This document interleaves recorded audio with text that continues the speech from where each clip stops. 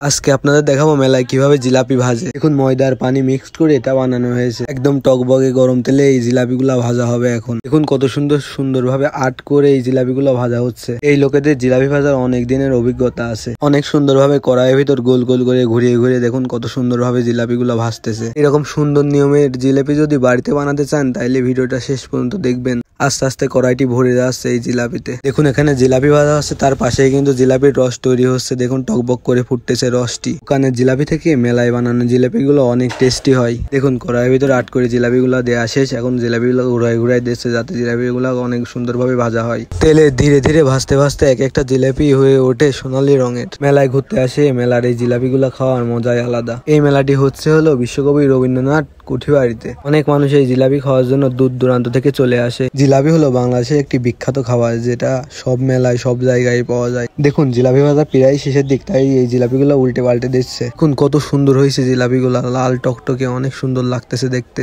জিলাপি ভাজা হয়ে গেলে গরম জিলাপিগুলা তুলে সঙ্গে সঙ্গে ডুবিয়ে দেওয়া হয় চিনির তৈরি রসের ভিতর।